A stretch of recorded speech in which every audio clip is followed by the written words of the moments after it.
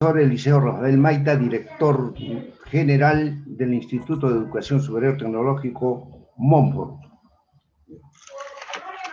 El Grupo Montfort, en convenio con PROM Perú y la Cámara Nacional de Turismo, han programado la nueva planificación del turismo en la macrorregión sur. Temas sobre el turismo, una de las actividades más importantes del Perú, que dan vida a otras actividades, a diferentes actividades importantes de todas las regiones del Perú. Estos temas que vamos a desarrollar durante esta semana a partir de las 6, va a iniciarse con el tema Cusco, maravilla del mundo como eje articulador de la macrorregión sur, a cargo del señor Miguel Ángel Oroz Barrientos, licenciado en turismo, 2 veces decano del Colitur Cusco, presidente del Consejo Regional de Colegios Profesionales del Cusco, miembro de instituciones culturales, técnicas, académicas y de proyección social. Ha sido reconocido con varios premios, como Premio Chacana Colisur Cusco 2001, Premio Colitur Ogotur 2001, Premio Chacana Colitur 2002, Visitante Ilustre, Municipalidad de Caicay 2002, Profesional Destacado Lamay 2007, Premio Quente 2009, Gran Amauta del Turismo, Decretesur Colitusur 2013, Medalla Valores Municipalidad Provincial del Cusco, reconocimiento como promotor de la cultura andina, reconocido como uno de los 20 personajes del 2020 por la labor cultural en el Cusco. Tiene mucha experiencia profesional, colegiación agosto de 1992, guía de turismo desde 1989, consultor en desarrollo turístico desde el 2004, tour conductor desde 1999, docente de instituciones turísticas, capacitador en proyectos e identidad Municipalidad del Cusco, facilitador en programas de desarrollo turístico, conferencista sobre temas de turismo y cultura andina. Tiene varias publicaciones y exposiciones en eventos nacionales e internacionales. Como ven ustedes, van a estar con un reconocido, ¿no?, que tiene que ver con el turismo. Con ustedes entonces el señor Miguel Ángel Oroz Barrientos. Muy buenas tardes, profesor Eliseo, muchísimas gracias. Y a todo el grupo de Montfort y de la universidad, mi agradecimiento por la invitación que me hicieran para poder participar en este evento y tan importante. Y bueno, esperemos contribuir en algo en lo que se refiere a salir de esta situación en la cual estamos en la pandemia. Así que yo creo que uno de los objetivos de este evento debe ser el hecho de darnos algunas alternativas de solución para poder, digamos, articular mejor nuestra región sur y sobre todo ver de qué manera nosotros vamos a ser resilientes respecto a la situación en la que estamos. Había preparado algunas diapositivas, a ver si me permiten compartir. Ahí la tengo, creo. Creo que no me comparten.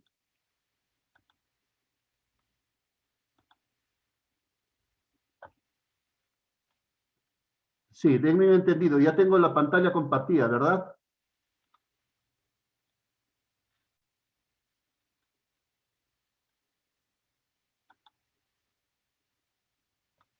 Hola. Sí, Miguel Ángel. Ok, sí. Ya está compartida la pantalla, se ve tu diapositiva. Ya tengo la pantalla compartida. Ahora sí, bueno, empezaré un poco hablando sobre el tema que se me ha asignado. Es el Cusco Maravilla del Mundo, como eje articulador de la macrorregión sur. Pero bueno, yo lamento decirles que tal vez del Cusco como maravilla del mundo no voy a tener mucho que desarrollar porque ya todos sabemos lo que puede significar o no la ciudad del Cusco, Y más que Cusco como maravilla del mundo, tenemos pues Machu Picchu, que es más bien sí considerada como maravilla del mundo, ¿no? Entonces vamos a intentar iniciar esto para que podamos compartir algunas ideas a este respecto. Y déjenme empezar haciendo un pequeño análisis de lo que podría ser un poco cómo se desarrolla el turismo y qué es lo que nosotros representamos turísticamente, hablando a nivel mundial y a nivel global. A ver, veamos, antes del COVID, estamos hablando del 2019 hacia atrás, vamos a ver que para Sudamérica nosotros representamos, o Sudamérica, perdón, para el mundo representa solamente el 3% del turismo a nivel internacional. Tal vez sería bueno que dejemos de ver las cámaras y los participantes que están ahí para que la pantalla salga completa, por favor.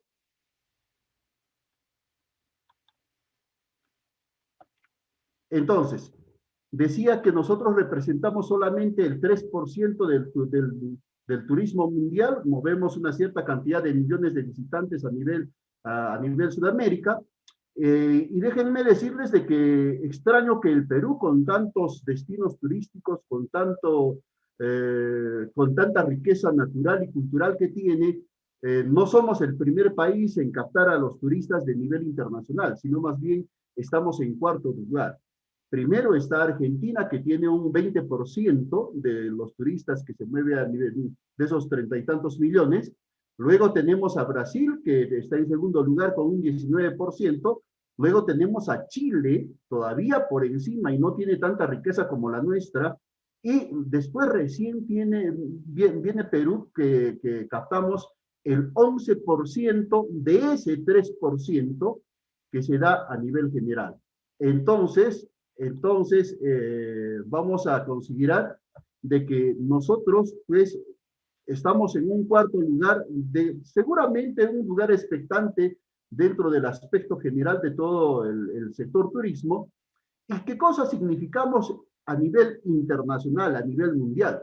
Nosotros significamos solamente el 0.28% de captación de turistas el mundo en general. O sea, ni siquiera llegamos al 1% o al 0.5% de los turistas que vienen, sino solamente tenemos esto. Dentro del mapita que les estoy compartiendo, aquí inclusive aparece pues con colores para entender mejor quiénes son los países, cuáles son los países que captan más de 30 millones de turistas, por ejemplo. Luego, con color celeste aparecen los de más de 10 millones, y nosotros, como les decía antes, estamos en el tercer lugar con solamente más de 3 millones de turistas en el color amarillo. O sea, estamos igual o que muy pocos lugares en el mundo que no tienen tanta riqueza como nosotros, por supuesto. A ver, vamos a seguir con esto. Más adentrándonos en el escenario peruano, estos son algunos datos que he tomado del 2018, porque todavía del 2019 faltaba que salgan. Dentro de lo que corresponde al Perú, el turismo representa el 3.8% del generador del Producto Bruto Interno. Eso significa que captamos aproximadamente 12.000 millones de dólares en nivel global, no por el Producto Bruto Interno, de los cuales el sector de turismo interno tiene un poco más de la mitad de esto. O sea, el turismo interno va a ser nuestro foco el día de hoy, precisamente para poder hablar de esta resiliencia de la cual estamos hablando. Y bueno, por eso estoy adentrando un poco en el tema, ¿no? Y es lo que más capta, digamos, dentro de nuestro Producto Bruto Interno.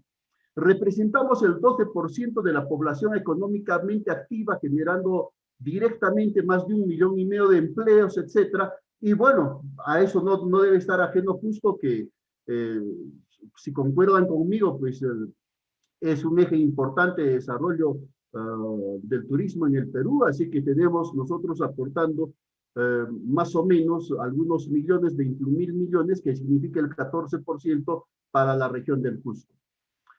Pero veamos algunos datos antes del COVID, precisamente que nos van a llevar a entender qué está pasando con el manejo del turismo, no solamente en el Cusco, sino a nivel nacional.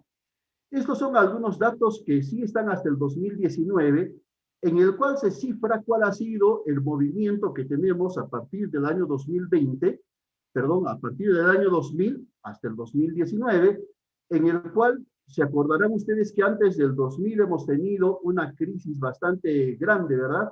Claro que teníamos un crecimiento esporádico, el año 99, etcétera, pero tuvimos luego grandes problemas. Y bueno, el año 2005 llegamos a crecer de una manera muy interesante, porque llegamos a crecer a razón de un 27.9%. Y eso no diría que es atípico, pero ha debido de ser una constante, digamos, en el desarrollo del turismo cuando se gestiona bien un país. Sin embargo, nos vamos a trasladar al año 2018, a la penúltima línea del lado derecho vuestro, en el cual aparece pues verdaderamente que nosotros sí hemos crecido a razón de un poco más del 7%. Lo extraño es que para el 2019, fíjense acá, nuestras cifras no son para nada alentadoras. ¿Y esto por qué creemos que ha podido ser? Precisamente porque de repente quienes gestionan la actividad turística no han sabido realizar bien su trabajo. A ver, veamos. Dentro de lo que corresponde a Sudamérica, el turismo por lo general crecía entre 5 a 6%, y nosotros en el Perú hemos tenido ese mínimo crecimiento que no significa nada y que en algunos meses inclusive hemos estado en decrecimiento. Por ejemplo, voy a referirme a algunas cifras de algunos sectores. Para el mes de octubre del 2018, nosotros habíamos tenido un crecimiento, un número de visitantes bastante grande. En el mismo mes, para el 2019, en vez de crecer, hemos bajado en menos 4.8%. O sea, si nosotros nos podemos a pensar, ¿habrá habido algún factor extraño o interno o externo que haya influido a que esto baje de esta manera estrepitosa, ¿no? Sin embargo, no existió, no existieron problemas como el que tenemos ahora. No existieron problemas como el del año 2010, que Machu Picchu tuvo que estar cerrado por el evento de la gran, si se quiere, de este elemento del aluvión que tuvimos y por el embalse del río que se llevó la vía férrea, etcétera, etcétera. Solamente para citar algunas cifras, fíjense cómo en Sacsayhuamán, ¿no? En el mismo mes, tanto el 2018 como el 2019, hemos tenido menos afluencia turística, y esos son datos estatales, ¿no? Que el año anterior. Ahí habíamos decrecido en menos 0.47%. Entonces, algo está fallando dentro del manejo y de la gestión de nuestra actividad, ¿verdad? Entonces, recuerdo yo que el Perú había elaborado pues una gran campaña de promoción, ¿no? Se acordarán ustedes de que cuando llegó Carlos Vives a la Sony Music se le entregó un poco más de $1 millón precisamente para que Carlos Vives hiciera ese su video llamado Mañana, ¿no? Que dicen que ha sido visto por miles y millones de personas en todo el mundo, pues, y eso ha debido de tener algunos resultados, ¿no? Luego hemos tenido los Panamericanos, que ciertamente no correspondían a haber motivado la venida de los turistas en 2019, pero al momento de haber llegado ellos, nosotros hemos debido de tener un crecimiento. O sea, a pesar de haber sido los organizadores de los Panamericanos y de los Panamericanos, que debimos de crecer mucho más que años anteriores, pues no lo hicimos, ¿verdad? ¿Se acordarán ustedes de otro mensaje que ha sido bastante conocido, atractivo para algunos, el mensaje de la maleta? Pero que sin embargo, si uno se pone a analizar bien el tema, este mensaje de la maleta pudo haber sido más bien contraproducente.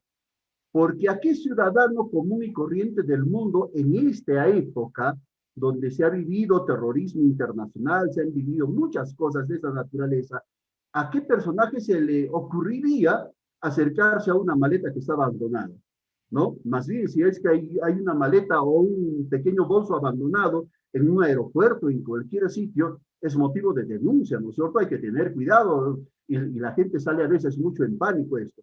Entonces, no sé si este tipo de cosas, este tipo de publicidad, influya en lo que corresponde a la motivación de viaje o si más bien retrae un poco la situación. Hemos tenido el Mundial de Rusia en el año 2018 y a pesar de eso, el 2018 nosotros estuvimos pues precisamente, estuvimos en crecimiento. O sea, imagínense cómo se manejó la situación de que a pesar de que fuimos al Mundial, a pesar de eso, y la gente del mundo iba a asistir más al Mundial del 2018, tuvimos cifras mejores que el 2019. Luego tuvimos la gran publicidad también en Perú, el país más rico del mundo, que se ha comercializado en ferias internacionales, etcétera, ¿no? Intentando demostrar esto. Luego tuvimos otra gran campaña, Vuelven, ¿no? Y dice que todos, en algunos elementos, alcanzaron pues los más de 81.5 millones de personas que estaban viendo eso. ¿Cuánto de gasto nos generó todo esto a la nación peruana? Bueno, algunos me dirán, no ha sido un gasto que se le ha hecho al erario nacional, sino que tiene su partida.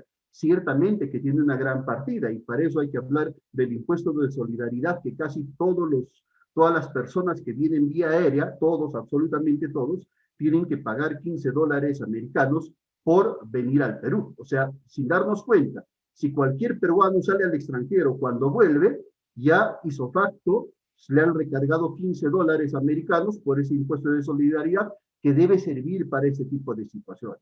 Pero bueno, entonces estamos viendo que tal vez esto no haya tenido el efecto que haya esperado. ¿Cómo estamos? Es la pregunta que nos hacemos. Entonces, para esto tenemos que definir que tenemos entes reguladores, tanto a nivel macro, nacional y también a niveles regionales. Por ejemplo, el ente regulador de la actividad turística, todos sabemos que es el Ministerio de Comercio Exterior y Turismo, que como tal ya tiene 18 añitos, ¿no es cierto?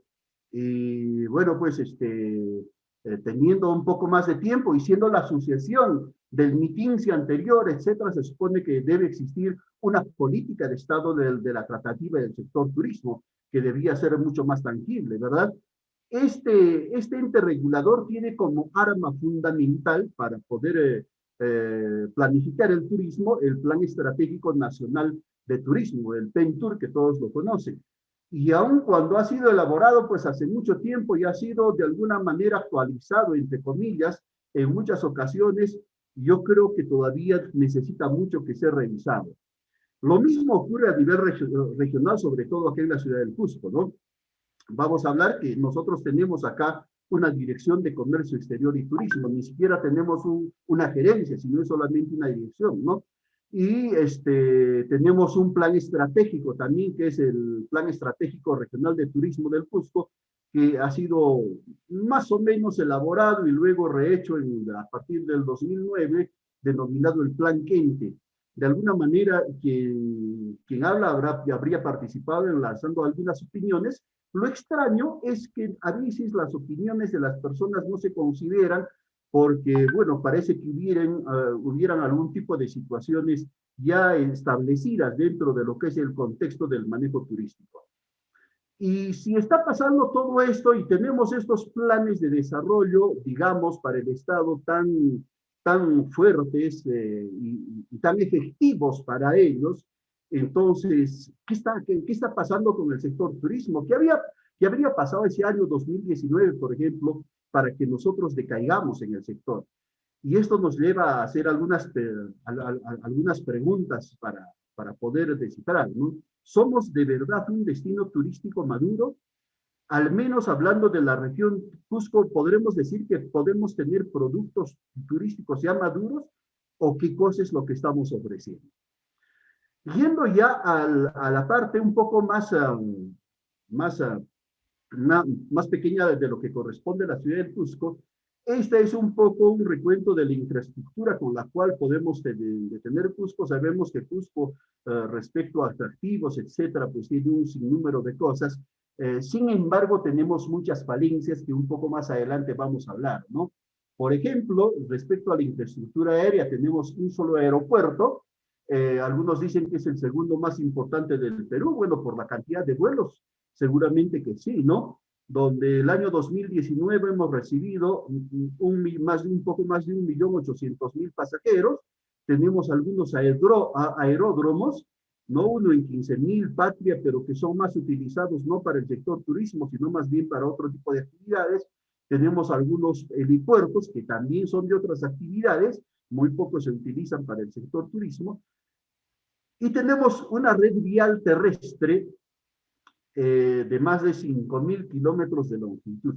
Lo extraño, fíjense ustedes, y eso es algo que tomar en cuenta porque cuando hablemos de que Cusco se puede convertir en un eje de desarrollo de la macroregión sur, lo extraño es que decimos que solamente el 9% de nuestra red vial está asfaltada, ¿no es cierto? O sea, la calificación, ¿cuál puede ser?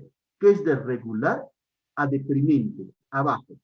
Hablando de líneas férreas, tenemos una red vial de 302 kilómetros de longitud que están utilizadas por diferentes empresas. La ruta más importante, ustedes saben que es aquella de Cusco hacia Machu Picchu, al santuario histórico, ¿no? Y que está pues gestionada básicamente por Fertranza y tiene como operadores a Perú Rail, que tiene más del 80%, digamos, de las frecuencias, lo que lo convierte, aunque no quieran aceptarlo muchas personas, en una especie de monopolio. Porque Inca Rail también cuando apareció teníamos la esperanza de que pudiera significar algún tipo de competencia. Lo único que hicieron, se tuvieron que someter a las normas que estaban dadas para Perú Rail, etcétera, ¿no?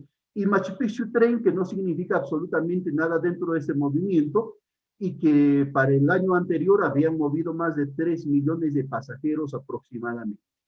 Dentro de ello tenemos también una planta turística entre hospedajes. Debo de indicar que sí tenemos muy buena infraestructura de planta turística y que bueno, pues tenemos oferta para todo. No obstante hay que reconocer que existe una incongruencia respecto a lo que es el tipo de servicios y de los precios que se puede dar. Y eso es algo lo cual estamos pagando ahora con creces, ¿no? Porque definitivamente recién ahora la gente se está poniendo al día y en orden respecto a su percepción de cómo ha sido manejado el sector turismo, cuáles son los precios reales y muchas de esas cosas que se tiene que corregir, espero yo, en una etapa muy cercana a todo esto. La población económicamente ocupada en el sector turismo de la región, tenemos esto, pero lo que sí nos llama poderosamente la atención es que existe una gran, todavía, ilegalidad. Fíjense, y esto es algo que preocupa, ¿no? El hecho de indicar de que el 54% de las empresas turísticas sean informales. De alguna manera no se ha formalizado el sector, de lo cual cerca del 91% de ese 54% ni siquiera cuenta con un RUC, ni siquiera está inscrito en la ciudad. Y esto es algo que nos preocupa definitivamente, porque ustedes saben que existen muchas quejas respecto a malos servicios, a estafas, y etcétera, etcétera. En lo que sí es muy amigable el sector turismo, es que se ha descubierto de que la mayor cantidad de empleados o de empleadas que trabajan en este sector corresponde al sexo femenino. Entonces, en esa parte sí podemos ver que es muy amigable el sector, ¿no? Bueno, eso es muy largo de poder compartirlo, sin embargo, vamos a intentar de acelerar un poco. Hemos hecho alguna especie de cuáles serían las debilidades, etcétera, etcétera, del sector turístico. Y bueno, vamos a ver un poco cuál es la situación que vivimos. Dentro de las debilidades, nosotros nos hemos dado cuenta que una de las grandes debilidades que tenemos es precisamente la ausencia del gobierno respecto al desarrollo de la actividad turística. ¿Qué quiere decir esto? Precisamente quiere decir que mucho del sector turismo ha crecido no gracias al Estado, sino más bien gracias al ente privado y a los profesionales del turismo. Les pongo algunos ejemplos. Para todos es muy conocido y bastante bien conocido la existencia del Camino Inca Machu Picchu. ¿Ustedes creen que para esto el Estado haya realizado algún tipo de acciones que puedan coadyuvar al desarrollo de este producto turístico? Lamento decirles que no. Han sido los guías pioneros, han sido aquellas personas que explorando llegaron a encontrar esto, pusieron en valor y recién cuando estuvo en proceso de ofrecer mediante agencias de viajes, mediante el sector privado, es que llegue el gobierno. Bueno, lamento decirles que solamente para ponerle precio a las entradas, al pase, que autorización por acá y autorización por allá. Este es un claro ejemplo que ha ocurrido hace décadas en la región Cusco, pero que se repite hasta el día de hoy. Ustedes habrán escuchado hablar de uno de los últimos atractivos que está en boga ahora, que es la montaña de 7 colores, o lo último que se ha encontrado, la montaña Payayponcho, ¿no es cierto? A ver, el Estado de verdad ha llegado de la misma forma que al Camino Inca, bastante tarde, cuando ya existían conflictos de intereses, cuando ya existía muchos flujos de turistas que estaban yendo al sector y después de muchos años de que algunas empresas ya habían empezado a trabajar todo esto. Entonces existe una ausencia del ente estatal dentro del desarrollo de la actividad turística. Otra de las debilidades grandes que tenemos es la superposición de roles y funciones entre estos mismos entes del Estado. ¿Qué quiere decir? Un ejemplo salta a la vista. Ustedes saben que para Machu Picchu tenemos supuestamente una autoridad máxima que es la unidad de gestión de Machu Picchu. La unidad de gestión de Machu Picchu está conformada por diferentes entes, entre ellos, ahora último integrado el municipio distrital de Machu Picchu, está el gobierno regional, está DIRCETUR, está CERNAMP a través de su servicio de áreas naturales protegidas por el Estado, ¿no? Y está también el Ministerio de Cultura. Esto inició cuando era INC, cuando era INREN, etcétera, pero bueno, ahora estos son los componentes que hacen. ¿Y qué ocurre cuando alguien quiere realizar algo respecto a cambiar dentro de lo que es el santuario histórico Machu Picchu? Unos dicen, no, esta parte me corresponde o lo otro no me corresponde. Cada uno de ellos, o sea, ni siquiera se ponen de acuerdo para poder ver cuál puede ser la mejor forma de gestionar este tan importante patrimonio que tenemos. Otro aspecto importante de estas debilidades es la informalidad, que es bastante extrema, dicho sea de paso. O sea, no hay control en la calidad de servicios, no hay control respecto a quienes brindan los servicios, ni si los servicios van a ser o no van a ser ejecutados o no. Y esto precisamente está alentado por alguna normativa que sale del mismo Estado y que yo no le veo no le auspicio éxito, ni siquiera con los nuevos reglamentos que se han dado últimamente. Déjenme, por ejemplo, analizar un poquito, hago una pequeña pausa. Yo sé que todos ustedes que están bien ligados al turismo, pues me van a entender en esta parte. Saben que hace poco salió el Decreto Supremo 005, si mal no recuerdo, que es el reglamento de agencias de viajes y turismo, donde con bombos y platillos nos han anunciado, indicando de que, bueno, ahora finalmente se acaba la informalidad, que se va a haber esto, del otro. Hay una cosa que yo sí reconozco, y es el hecho que se va a propender a evitar la venta ambulatoria. Porque en todo sitio existe venta ambulatoria, pero si se propende a evitar eso, ¿qué cosa nos genera este nuevo reglamento de agencias de viajes y turismo?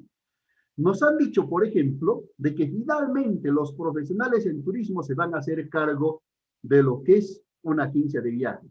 Es completamente falso, porque si ustedes leen la norma, se van a dar con la ingrata sorpresa de que ahí se habla de un personal calificado. Y ese personal calificado solamente tiene como requisito el hecho de tener algún curso de atención al turista, o perdón, ni siquiera al turista específicamente, sino de atención al cliente. O sea, ¿de qué clase de tecnificación estamos hablando respecto a este tema? No existe. Y lo más peligroso a mi punto de vista es la apertura, bueno, solamente se está formalizando, entre comillas, el hecho de la existencia de algunas agencias de viaje de carácter virtual. Aquellos que no tienen oficina, no tienen un espacio físico, pero sí, ahora a partir de este reglamento van a tener todo el derecho de poder vender y comerciar sus productos, que sí lo tenían antes, dicho sea de paso, no mentiré en esa parte, pero ahora con mayor énfasis, ¿no? Entonces, ¿ustedes creen que algún tipo de garantía nos ofrezca esta normativa respecto al funcionamiento de una agencia de viajes? Porque cuando yo me pongo a pensar, no es porque yo sea profesional en turismo, ¿no? Yo me pongo a pensar, ¿qué se necesita, por ejemplo, para tener un establecimiento de la actividad turística? Lo primero que se debería requerir es de que un profesional del sector esté a cargo y sea el responsable de este establecimiento. Como lo es, por ejemplo, para abrir una clínica, para abrir un bufete de abogados, para abrir una farmacia, dentro de la normativa aparece el requisito indispensable de que exista un profesional de la materia que de repente que no lo dirija, que no sea el dueño. El dueño puede ser un empresario que tiene dinero, ¿no? Pero que sea el responsable de lo que se ofrece dentro de ese establecimiento. Y eso es lo que nos falta, por ejemplo. Otra debilidad tenemos es la infraestructura deprimente, ya hemos hablado al respecto, ¿no? Y esto es todavía un poco más alarmante, y es que son los precios elevados que tenemos como producto turístico peruano. He tomado un pequeño ejemplo de cómo en Europa, en Norteamérica, por ejemplo, en los Estados Unidos, cuando uno se acerca a una agencia de viajes o a algún ente dedicado a la comercialización de productos turísticos, puede encontrar dos productos similares. Uno puede ser Perú y el otro puede ser México, ¿verdad? Que tienen, o sea, no tienen lo mismo, pero de características son casi similares, ¿verdad? Ambos tienen cultura, ambos tienen paisaje, ambos tienen la naturaleza. México nos saca un poquito la ventaja por tener hermosas playas, etcétera, etcétera, qué sé yo. Pero fíjense cuál es la estructura de costos que van a mandar al final el precio del producto. Uno solicita un producto de 6 o 7 días para el Perú y cuesta aproximadamente $3,500. Y para México, los mismos días, en casi la misma categoría de hoteles, etcétera, similares, $2,700. O sea, nosotros no solamente tenemos que ponernos a pensar que competimos con países que tienen características similares a las nuestras, sino también que tienen precios mucho más económicos que los nuestros, ¿no es cierto? Entonces, lógico, alguien me dirá, pero Miguel, el costo de un vuelo de Estados Unidos a México no es lo mismo que de Estados Unidos a Perú. Sí, pero eso no significa mucho. O sea, porque cuando uno está en Europa y ve los dos productos turísticos, el mexicano y el peruano, también tiene una gran diferencia. Bueno, y para qué decir, sufrimos de una inseguridad total al interno del Perú. Nuestra seguridad es completamente deplorable, tanto así que es normal que muchos países de Europa y sobre todo los Estados Unidos cada cierto tiempo nos pongan en su lista roja y nos digan pues que Perú es un destino poco seguro, ¿verdad? Dentro de las amenazas tenemos el deterioro del patrimonio, ¿no? Y para nadie es extraño el hecho de saber que muchos de los lugares patrimoniales necesitan de un cuidado verdaderamente estricto, ¿no? Para esto, tanto el patrimonio natural como el cultural. Tenemos países con similares atractivos, como ya les estaba manifestando antes. Tenemos una crisis generada por el COVID que se aumenta. Bueno, la crisis podemos nosotros decir que no es solamente problema peruano, pues es un problema global, ¿verdad? Dentro de las fortalezas sí tenemos muy buenas fortalezas. Bueno, ya no voy a mencionar muchos, pero sí hablar de los atractivos tanto naturales como culturales, una variedad de oferta que está creciendo cada día más a nivel de costa, sierra y selva, por ejemplo, y a eso le adicionamos la gastronomía, pues estamos hablando de un país netamente privilegiado y que deberíamos de aprovecharlo. ¿Cuáles son las oportunidades que tenemos dentro de este esquema? Tenemos que desarrollar este tipo de productos de turismo alternativo y explotar sobre todo lo que es la gastronomía en el Perú. Bueno, entonces nos adentramos en esa parte de la ciudad del Cusco como destino turístico. Y acá voy a hacer un poquito hincapié en algunos conceptos, digamos, de lo que es el destino turístico y cómo está el Cusco. Yo creo que hablar del Cusco es hablar de Machu Picchu definitivamente, porque a veces uno no concibe pues llegar a un cierto lugar y no conocer la cerecita del pastel, como le diríamos, ¿verdad? Entonces, muchos turistas que vendrán solamente a Cusco, es cierto, pero serán aquellos que de repente ya llegaron a Machu Picchu. Pero si hablamos de la situación motivacional para cualquier persona, el motivo de visita, sin desmerecer los grandes atractivos que pueda tener Cusco, es pues Machu Picchu, como se diría, ¿no? Entonces, veamos más o menos cómo está definido qué es un destino turístico. Bueno, un destino turístico es un espacio geográfico determinado y que conlleva y que tiene algunas características y algunos rasgos muy peculiares y particulares. Este espacio geográfico debe contar necesariamente con atractivos y servicios, ¿no?, que puedan motivar y den la facilidad a las personas para que ellos puedan acceder a esto. Deben de tener medios de accesibilidad, ¿no?, para su desarrollo. Deben ser accesibles para poder llegar. Y en eso tenemos una gran falencia, ¿no? Podemos tener un aeropuerto acá en Cusco, entre comillas, internacional, pero que no recibe vuelos más allá de Bolivia, y en alguna ocasión estuvo de Colombia, aunque en alguna vez hubieron vuelos que venían desde Norteamérica, pero sin embargo con muchas limitantes, ¿no? Tenemos otra característica que debe tener el respaldo de la población local, y es algo con lo que no hemos podido trabajar todavía aquí en el Cusco. Para nadie es extraño que aquí en el Cusco se escuche una frase muy popular: turismo tarea de todos, ganancia de pocos.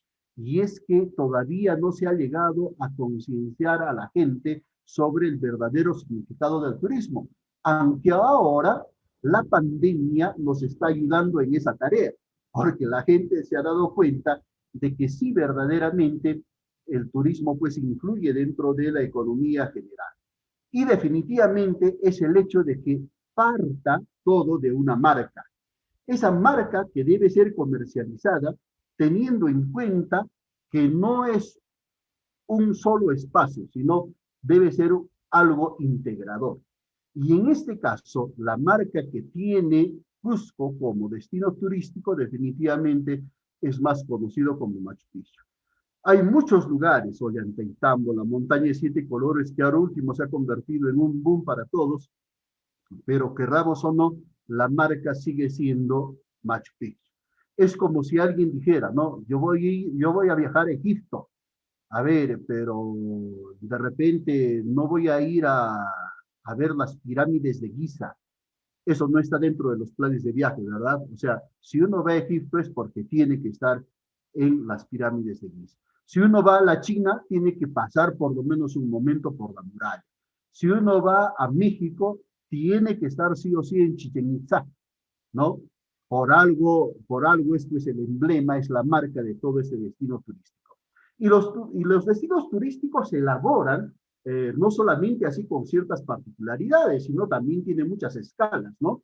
Algunas tienen una escala continental, por ejemplo, podríamos hablar de un destino turístico del continente sudamericano, del continente norteamericano o del continente europeo, ¿no? O puede tener una escala nacional que pueda hacer representación de algo en el Perú, Machu Picchu, como les iba diciendo, los otros ejemplos que se pueden tomar bien por ahí, o de carácter regional o de carácter local, ¿no? Yendo a los más pequeños. Si hablamos de la provincia de Canchis, pues será la montaña de 7 colores. Si hablamos de la provincia de la Convención, estamos hablando de otros sectores, y etcétera, etcétera.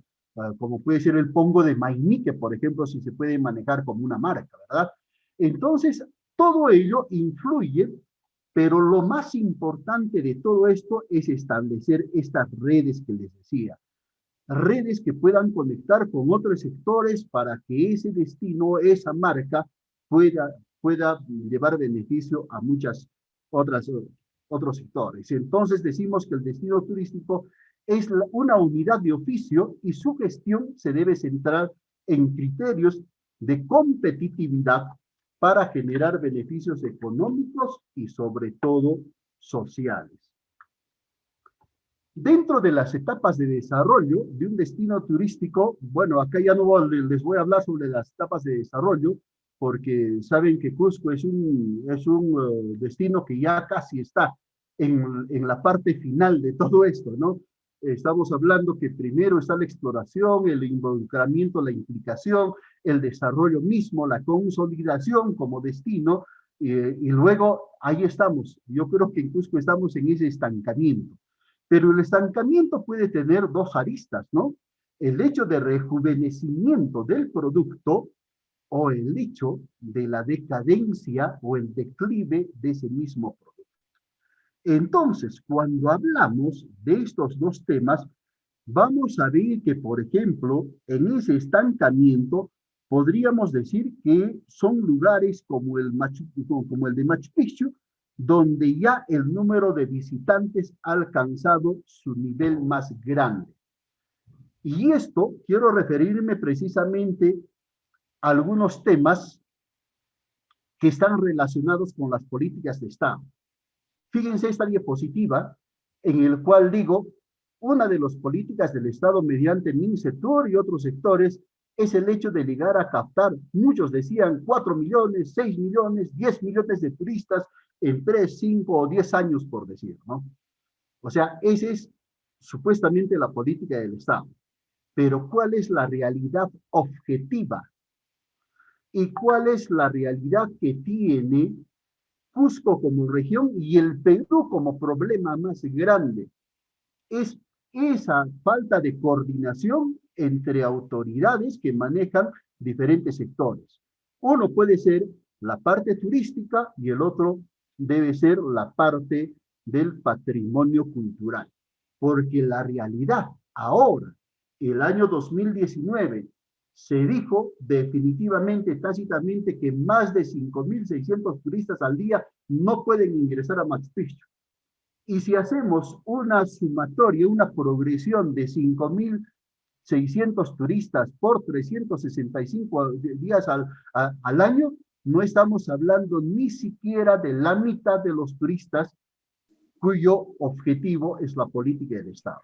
Entonces estamos frente a un gran problema. Ojo, y esta es una cifra de 5.600 que está jalada de los cabellos. ¿Por qué? Porque el mismo plan maestro que se había desarrollado el año 2005 de Machu Picchu indicaba que no podían ingresar más de 2.500 turistas al día.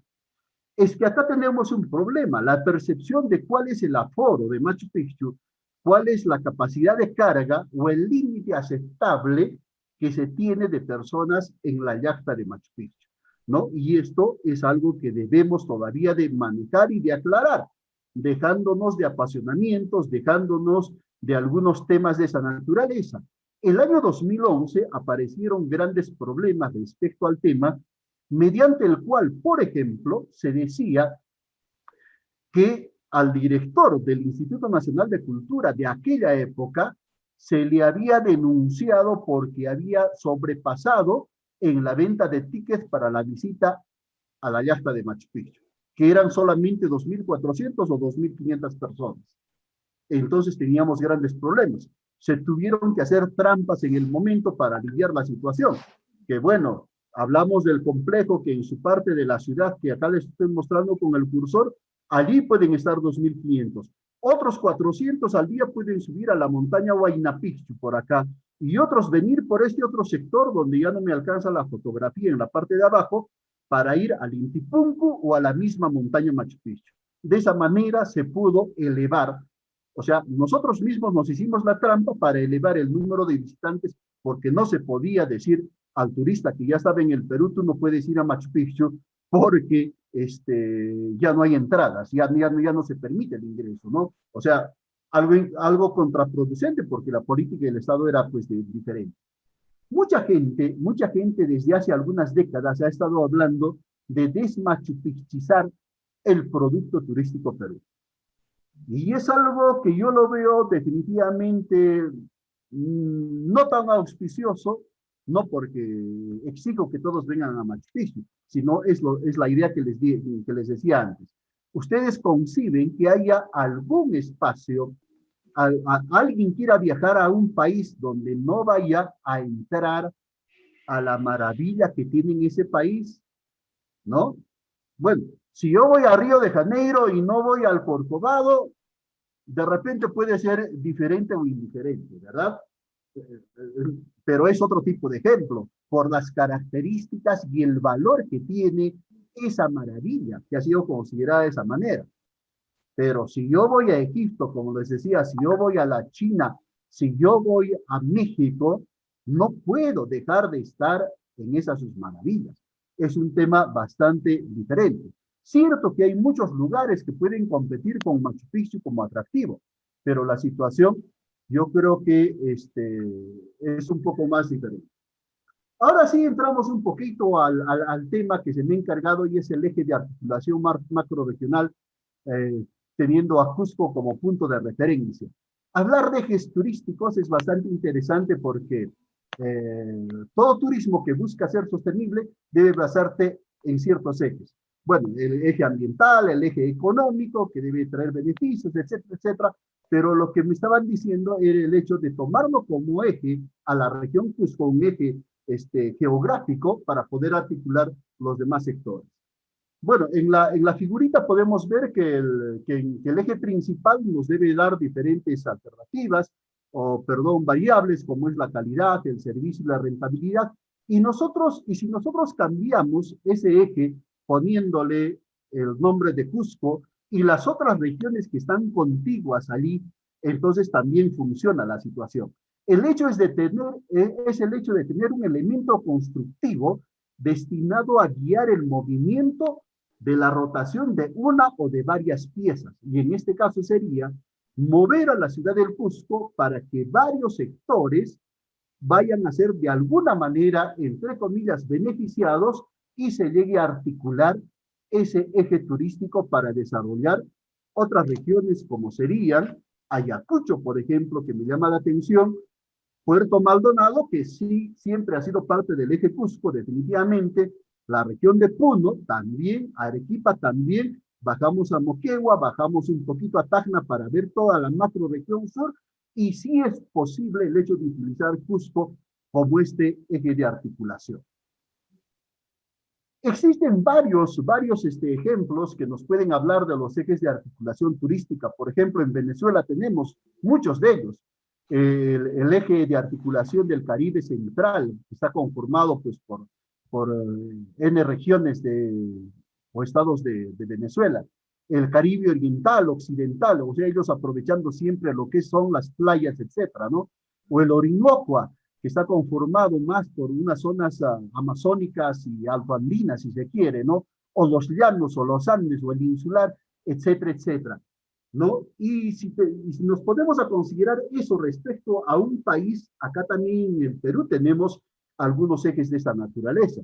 Querramos o no, un eje de articulación es Lima, ¿no? Lima porque tiene pues la facilidad de tener la accesibilidad del aeropuerto, y bueno, eso hace de que se convierta en un eje importantísimo. Pero también hablamos de que existen algunos ejes ya de carácter mucho más grande, por ejemplo, de carácter binacional. Puede ser, por ejemplo, ir a las cataratas del Iguazú, donde ya convergen dos países.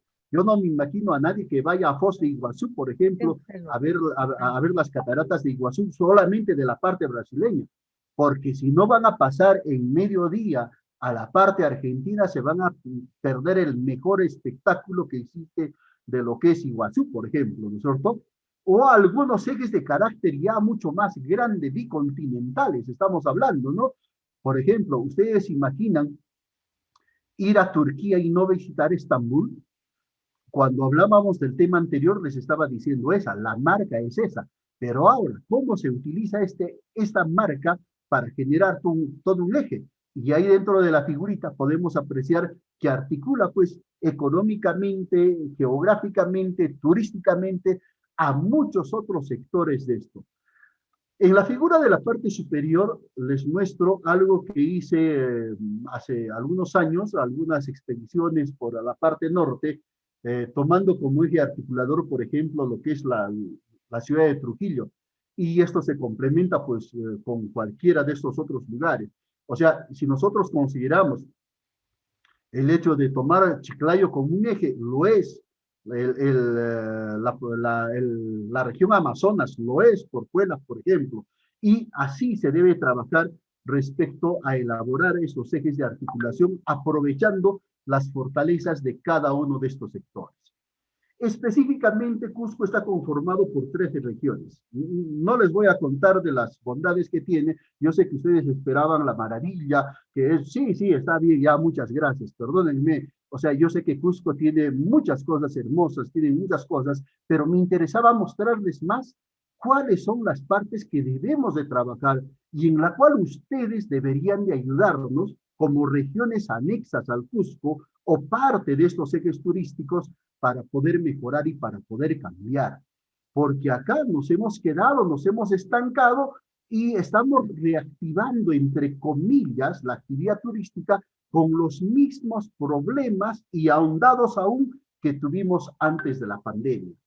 Para mí eso no es reactivación, para mí es una simple reapertura de lo que significa el aparato turístico, ¿no? Sí, el Cusco tiene patrimonio natural, tiene montañas, tiene selva amazónica, tiene patrimonio inmaterial, o sea, comparable a muchos otros sectores con características muy diferentes, tiene patrimonio arqueológico, tiene patrimonio histórico, tiene un patrimonio humano que es definitivamente calificado entre los mejores, pero no basta tener todo ese tipo de patrimonio si es que nosotros no hacemos de que la articulación sea verdaderamente para favorecer al desarrollo turístico. Y hace algún tiempo yo asistí a algunas conferencias donde participantes de otras regiones decían, Cusco se ha estancado. Hasta el día de hoy, de hace más de 40 años, se está hablando de la Combinada, Valle Sagrado y de Machu Picchu. Bueno, yo ciertamente que veía pues con cierta sonrisa media irónica este hecho, porque si bien es cierto, esos productos existen hace más de 40 años, pero ¿por qué desterrarlos si todavía siguen dando sus frutos, verdad?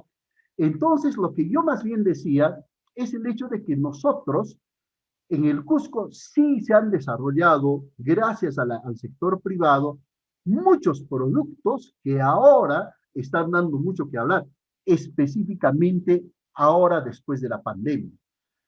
Les voy a hablar luego por qué, pero precisamente todas las fotografías que están viendo acá, la Laguna Humantay, la montaña de 7 colores, la catarata de Pospó, que está en lugares tan cercanos al Cusco que no se imaginan, no, el otro es 7 Tinajas de Quillabamba, más abajo tenemos el Pongo de Mainique, que ha servido como escenario para la filmación de películas como Fiscarralli, como también Klaus Kinski hizo ahí una gran película que ahora Aguirre, la cólera de Dios, por ejemplo, ¿no? Y que tiene pues unos escenarios incomparables. Luego, dentro de las figuras, estamos viendo los baños de Chimor, por ejemplo, también cerca a Cusco. Y esto es lo último que va a entrar recién como boom, que es la montaña Payaiponcho, y es una cadena de montañas que tienen unas formaciones arqueológicas de primer nivel, sin dejar de lado a Canamarca, a las actividades de aventura y etcétera, y también algunos espacios estrambóticos, como es esto dentro de la oferta turística, como es Sky Lodge de esta naturaleza. O sea, sí tenemos una oferta que ha ido creciendo bastante a todos los niveles. Y que sería interesante que ahora, la estancia de los turistas no sigan siendo pues el 4.5 que ha crecido en varias décadas, sino vaya creciendo más, porque hay mucho más que ofrecer en Cusco. Estos son algunas fotografías referenciales solamente para mostrar la nueva oferta que tenemos. La Organización Mundial del Turismo ya ha destacado de que la actividad turística no se va a reactivar si no van a ser en algunos buenos años. Bueno, para nadie es extraño esto, ¿no? No estamos hablando de la crisis que tuvimos por el cólera y por el terrorismo a inicios del 2000, por ejemplo, a finales del 90, de los 90 y del 2000. No estamos hablando de que Machu Picchu estuvo cerrado dos meses en el año 2010 por temas del aluvión. No estamos hablando de estas situaciones atípicas que ocurrieron solamente o a nivel nacional o a nivel regional. Estamos hablando de una pandemia global en la cual el comportamiento del turismo depende del comportamiento mundial de la salubridad y de la seguridad que nosotros tengamos. Entonces, poco a poco nos iremos reactivando, poco a poco nosotros estaremos volviendo a absorber a los turistas o a tener flujos turísticos, y que tiene pues un aliento bastante decaído todavía en estos meses. Lo bueno sería articular todo esto para ir viendo qué es lo que hacemos mientras tanto con esa capacidad de resiliencia que les decía. Y para esto vemos algunas alternativas. Tal vez ahora vemos ya no el hecho del arribo de las personas solamente por avión, sino la utilización más de carreteras. Pero tenemos el problema de que el estado de nuestras vías son pues un poco deplorables, ¿no? Mejorar la oferta es un gran reto para nosotros. Y sobre todo cambiar de actitud. Déjenme contarles, queridos amigos de diferentes partes del Perú, que si no fuera por la pandemia, el cusqueño y sobre todo la gente que trabaja en turismo no se hubiera dado cuenta de que siempre ha sido medio, ¿qué digo? No medio, sino bastante, se me está yendo la palabra ahora en el momento, bastante pretencioso, no es la palabra justa que quería usar, pero bueno, ya, con lo que tiene en la ciudad. Y nos hemos olvidado que nuestros compatriotas tienen los mismos derechos y las mismas necesidades nuestras, y debieron de tener el mismo trato que tenían todos los turistas de diferentes partes del mundo. Entonces, es un gran reto para nosotros. Las consecuencias se están viendo ahora. Ustedes saben que Machu Picchu lo han vuelto a cerrar el día de ayer, y bueno, no se sabe hasta cuándo, porque tenemos los monopolios que manejan todo y que abusivamente están cobrando precios y etcétera, etcétera, y que se convierte en una grave situación. Pero también tenemos que considerar algo dentro de la elaboración de estos ejes de articulación, que el perfil del turista no va a ser el mismo después de la pandemia. Ya ahora no es el mismo. Entonces debemos hablar de que nosotros también tenemos que adecuarnos a esa nueva psicografía que va a presentar el turista de aquí para adelante. Sabíamos nosotros que cada región, cada país siempre ha tenido un perfil. No todas las personas son iguales, eso es cierto, pero a los japoneses pues les distingue algunas cosas, a los norteamericanos les distingue otras cosas, a los italianos otras cosas. Como también acá en el Perú, sabemos que a los del norte les distingue ciertas características, a los del sur nos distingue muchas otras, ¿no? Por ejemplo, podríamos rescatar que en la parte norte la calidez de las personas es pues bastante importante que resaltar, ¿verdad? Los de la selva son diferentes a los de la sierra o a los de la costa, por ejemplo. O sea, cada uno de nosotros tenemos perfiles diferentes, y a eso le tenemos que añadir qué es lo que pasa después de la pandemia. Ahora, ahí está bien, ahora recién encuentro la palabra, dejar nuestra soberbia y el maltrato al turista. Entonces debemos analizar dentro de este estudio del perfil ¿Qué va a buscar el nuevo turista a partir de ahora? ¿Vendrá todavía en grupos grandes como antes o ya últimamente estaban viniendo en grupos pequeños, en grupos de familia? ¿Qué tipo de bioseguridad les vamos a ofrecer a esas personas? ¿Cómo van a ser las visitas? ¿Van a seguir siendo en espacios cerrados, en espacios abiertos? ¿Qué vamos a hacer con nuestra seguridad ambiental? ¿No? ¿Y cuál va a ser la seguridad que nosotros debemos de brindar de los servicios y sobre todo de cuidar la calidad de estos mismos? Y, por supuesto, brindarles una seguridad sociocultural definitivamente. Entonces, dentro de todos estos temas, cuando estaba analizando cuál era el comportamiento del Cusco respecto a su oferta turística hacia los peruanos, a nivel Perú, a nuestros connacionales, fíjense que encontré algo que era extraño, ¿no? Para tener una ciudad que ha sido capital del imperio de los incas, que ha sido la ciudad espiritual más importante del Tahuantinsuyo, que ha tenido una connotación sagrada, ha sido una ciudad de connotación de sacralidad importante.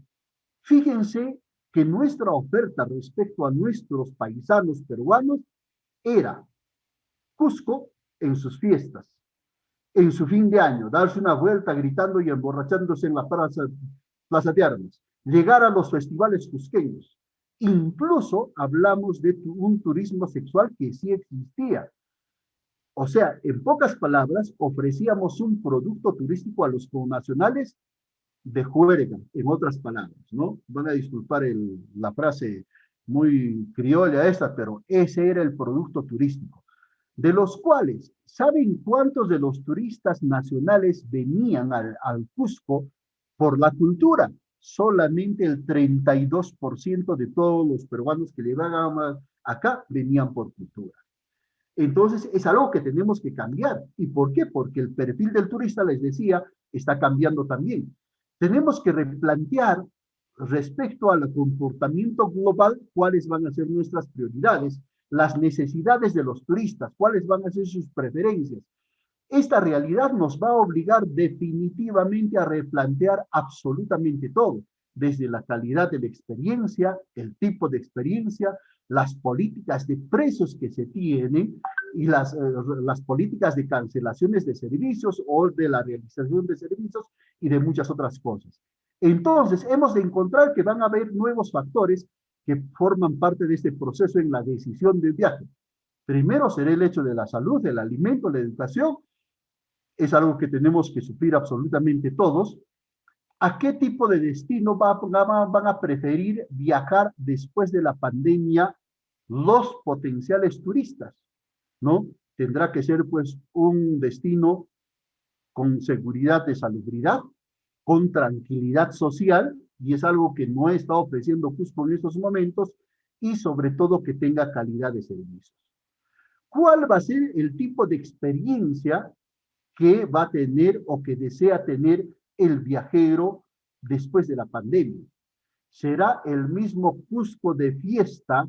¿Será el mismo Cusco que se ofrecía antes al turista nacional? Definitivamente que no.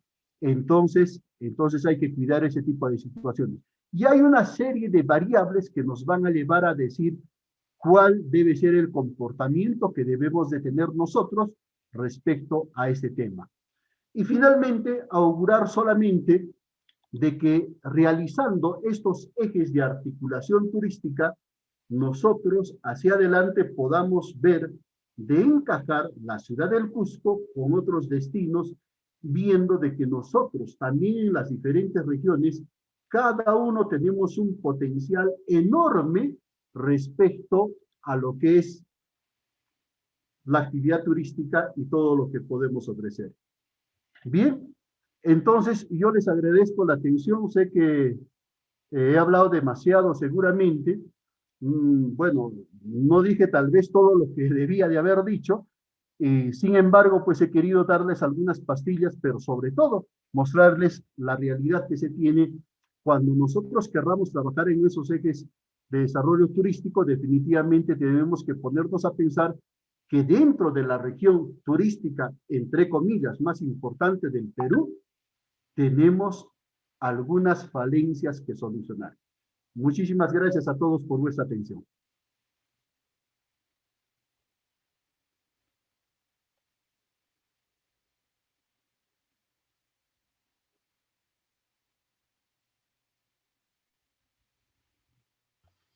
Hola. ¿Algunas preguntas? Parece que se han dormido todos. Yo no.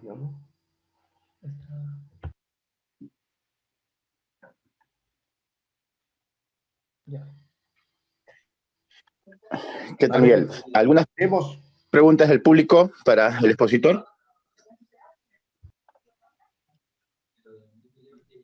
¿Se puede hacer preguntas? Sí, pregunten, activen su micrófono y pregunten nada más, o si no, para pasarle las preguntas al expositor. Ok, buenas tardes y felicitar al expositor. Ha sido una presentación bastante técnica y se ha entendido sobre todo la importancia de lo que significa ese turismo. Quisiera hacer las siguientes preguntas. El expositor ha manifestado de que los atractivos más importantes para el Cusco son el tema cultural y el tema arqueológico. Sin embargo, me parece que se ha obviado un tema que también pienso que debe ser importante, y es el relacionado al tema de área protegida, que le da una connotación también importante dentro de lo que es el tema de biodiversidad para hacer turismo científico.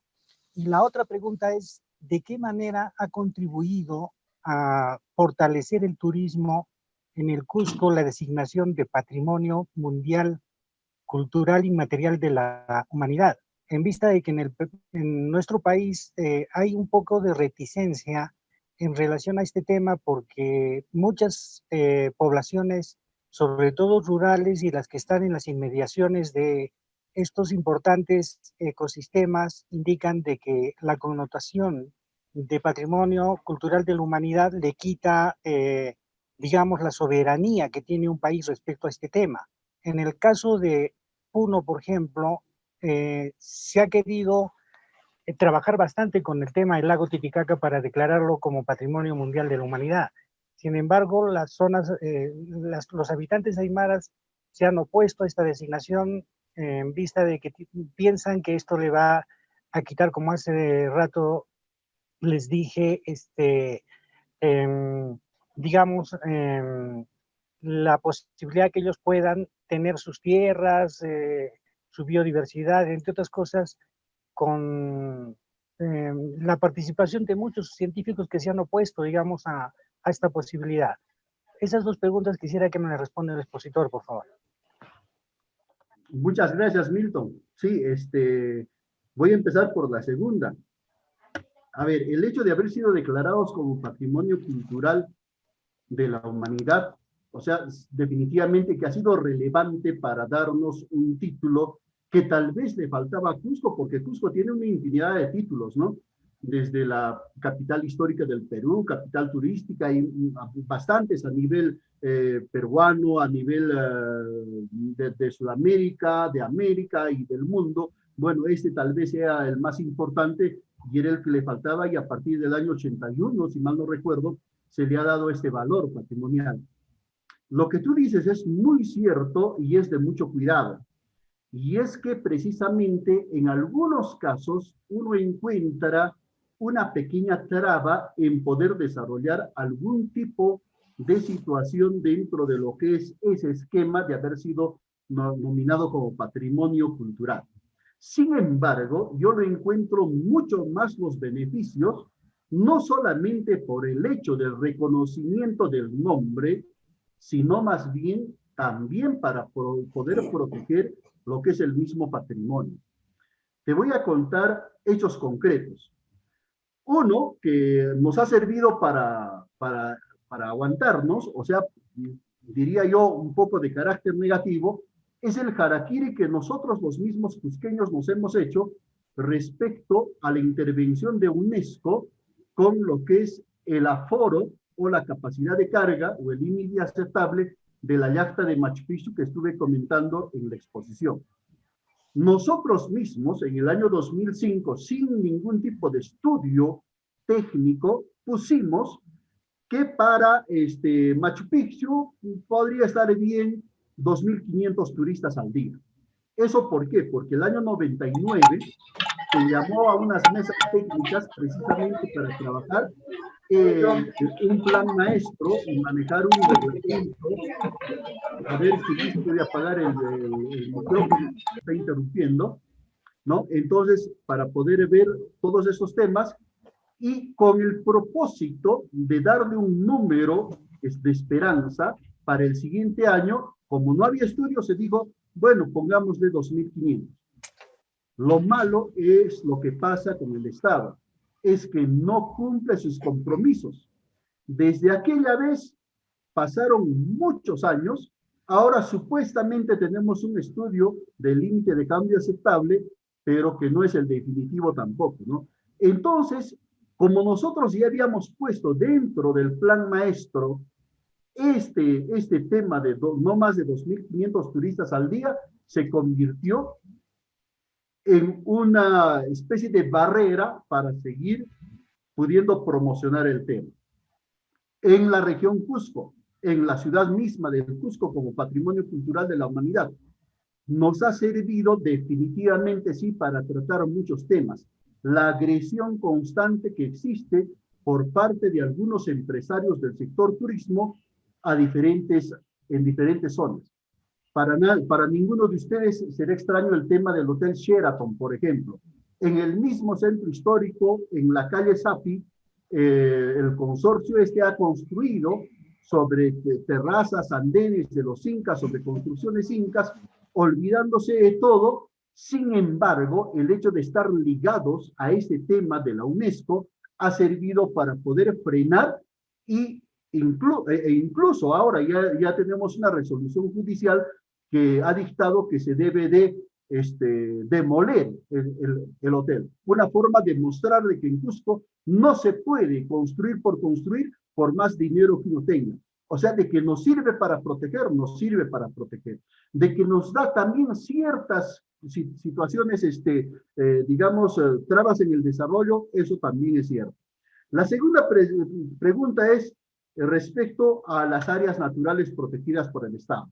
Definitivamente que yo no he descartado, cierto que de repente he hecho un poco más de hincapié en en el patrimonio cultural que tenemos, tanto inmaterial, histórico, arqueológico y cultural, en todas sus palabras, pero definitivamente el patrimonio natural es algo que nosotros no lo olvidamos. Por eso es que en las últimas fotografías les mostraba la mayor parte de los atractivos que ahora se están implementando y se están explotando, tienen esa naturaleza de ser naturales. Ahora, las áreas naturales protegidas por el Estado, ciertamente que han reconocido algunas de estas zonas, definitivamente. Por ejemplo, el Santuario Histórico de Machu Picchu tiene la categoría más grande, y es que ha sido reconocido no solamente por ser la parte arqueológica, sino también por la parte natural. Entonces, se está combinando todo, y no podría dejar de lado un recurso tan importante como es la riqueza natural que tenemos. Gracias, Milton.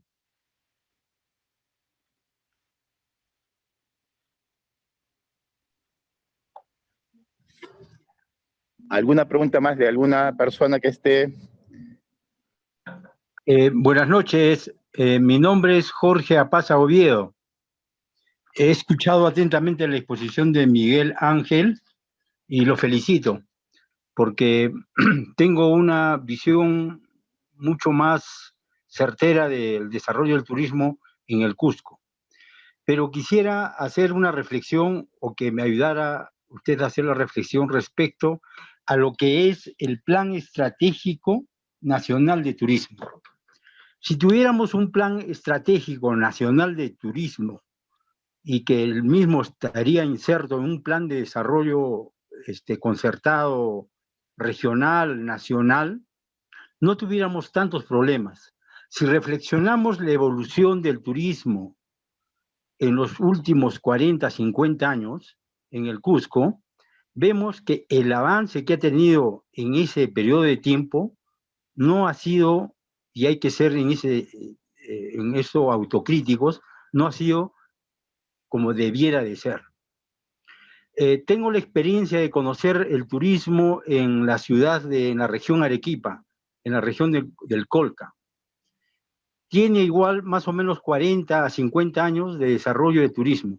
Hay una gran afluencia de turistas extranjeros, antes de la pandemia estoy hablando, y se ve cómo el turismo se convierte en un eje muy importante en el tema económico.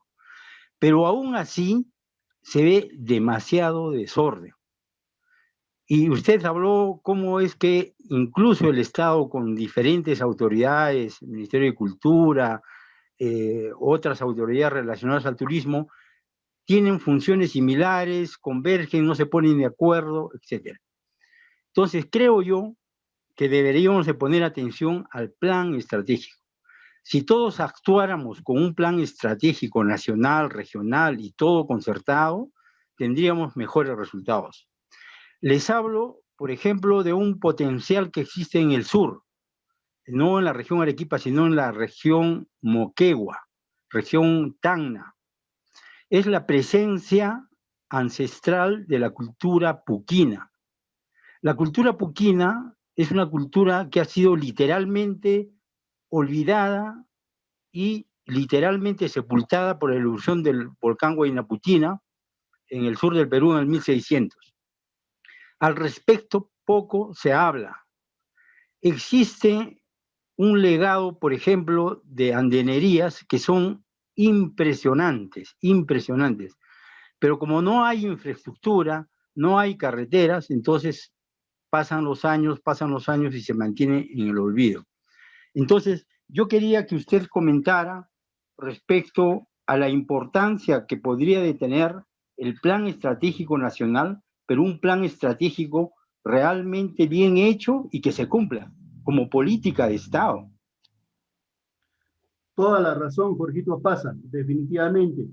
Nosotros tenemos un PENTUR ya que es de inicios de los 2000, pero tenemos que reconocer, como tú bien lo dices, que este PENTUR tal vez se sigue manejando de acuerdo a cómo quieren ciertos intereses. Déjenme contarles una experiencia.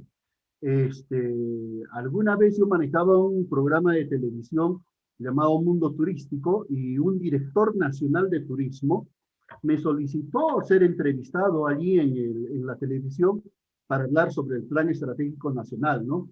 Entonces, con bombos y platillos, él que lo estaba promocionando, pues mostraba todos los beneficios, que como las estrategias, que la cuenta satélite y esto y el otro. Y bueno, aparentemente, y eso es algo que siempre debo decirles al Estado, que no miren solamente su escritorio, porque la realidad que está fuera de la oficina es muy diferente a la que ustedes tienen en los papeles y en la computadora que manejan en el escritorio, ¿no? Entonces le mostré y le demostré de que el PENTUR, ¿no?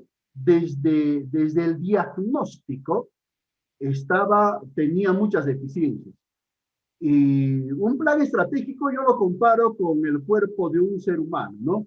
Si uno va al médico y consulta, dice, tengo estas dolencias, si el diagnóstico del médico no es adecuado a la dolencia del paciente, le van a tratar de cualquier otra cosa menos del mal que le aqueja.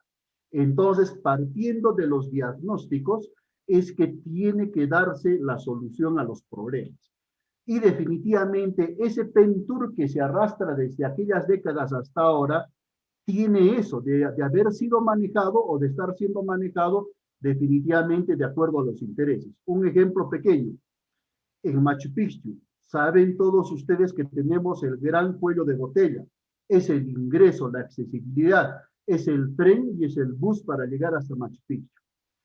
A ver, ¿ustedes creen que dentro de los planes maestros, dentro del Plan Estratégico Nacional, dentro del Plan Quente, que es el Plan Estratégico Regional del Cusco, han querido durante todo este tiempo incluir una nueva forma de accesibilidad, inclusive solamente tratando como un plan de contingencia a cualquier eventualidad que siempre ocurre en Machu Picchu.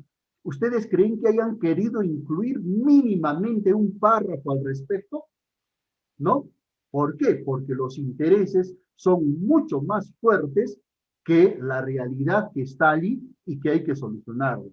Concuerdo plenamente contigo, Jorge, que necesitamos un plan de desarrollo, un plan elaborado lógicamente, pero con la realidad que muestre cada una de las regiones. Así como los ejemplos que les estoy dando, yo me imagino que en cada lugar, en cada región, también tienen ciertas particularidades que los planes estratégicos no los están contemplando. Gracias por la pregunta. Gracias a ti.